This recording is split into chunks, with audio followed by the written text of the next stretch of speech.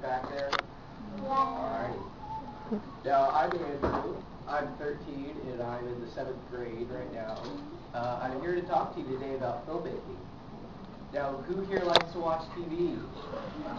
That's a lot of hands. I'm sure you all like watching TV. Now, I love to watch TV. I've been watching TV since I was a little kid. Although I don't just watch TV. I actually study TV and movies. I watch it pretty intensely, you know. So most people say that TV isn't really good for you, but you know, my mom, Mrs. Westmoreland, she says I'm practicing my future career. Now, when I was younger, I used to make comments about how I would have made things look different if I were in charge of the TV show or something like that. And I had heard that I should be the director. And I got more and more interested. So I started reading a ton of books. So we checked books out from the library. We bought some books. I read all those books right there. I read a lot of books about filmmaking. There's a lot of books that you can find. And I really couldn't read very well until I was in the 4th grade. So I was in your guys' grade when I was reading really well, and now I'm actually reading books this size. It's a monster book. So a few years ago, I got a camera for Christmas. That was a great birthday or Christmas present. That was nice. And then we bought this right here. Now, can anybody tell me what this is? You. It's one of those holders that you can hold video cameras. Yeah, it's called a tripod, and you put the camera on top, and it keeps the camera steady, so it's not all shaky. When like you're holding the camera, it would be all shaky, but this keeps it nice and steady. Now, this one was kind of expensive. It's broken now, as you can see. The top fell off. We dropped it, so we bought this new one. It's much cheaper. It doesn't look as good as that one, does it? But if you're going to buy one, I suggest buying a little bit more expensive one because it's definitely worth it. It's worth it. So I'll show you how to set it up here. It's pretty simple. You just extend the legs like this after unclipping it. And set it on the floor. Now I'll show you how to put the camera on. You can see the top comes off like this, and you can put your camera on like this. Sometimes it takes a while to screw it on. So you screw it on like this. There we go, not too tight though. And then you just put it back on and you're ready to film right there. So that's pretty easy, isn't it? So, some filmmakers actually don't always want to use a tripod though, because sometimes they actually want their film to look all shaky and unsteady. So sometimes you can break rules after you know the rules.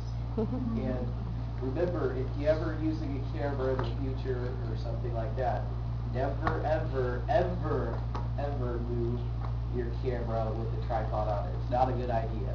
That's a bad stunt to try, because the camera could fall off and break, and that's a lot of money to lose. Your parents might not be so happy. Hey, Mom, did you pass out the level? I did. Okay. Going around. Who has the level right now? Yeah. Okay. You see the thing with the bubble on it?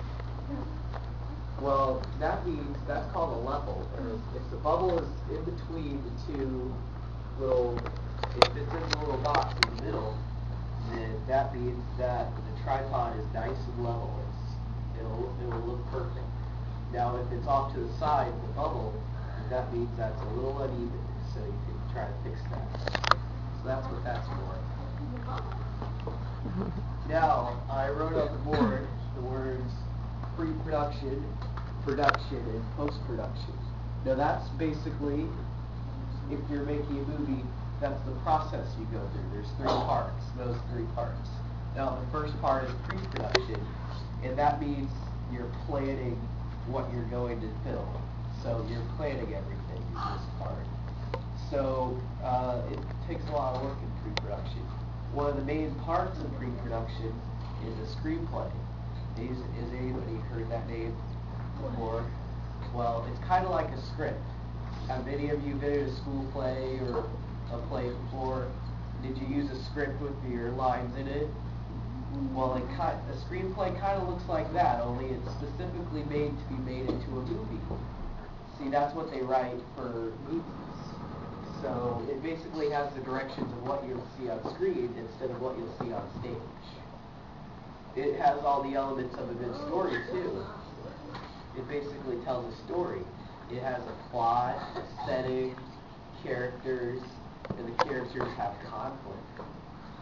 Now, the screenplay can be original, which actually means that the screenwriter, the person who wrote the script, he actually came up with the idea himself. And it can also be adapted, which means, has anybody seen the Chronicles of Narnia movies? Yeah, that actually came from a book. That came from a book, that idea. Now, you've all heard of Lord of the Rings, right? Well, I'm reading that book right now, and me and my friend, we like making movies a lot, and we want to spoof the Lord of the Rings and do Lord of the Onion Rings. And we want to make a movie about that.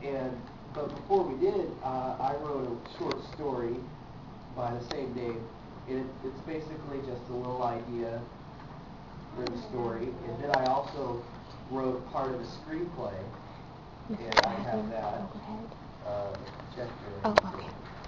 You have it on overhead here? Is that what Oh, Yeah. Yeah. Yeah, it's over there.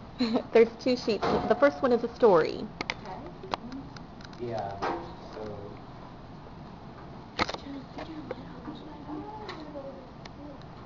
Put it back a little bit, Justin.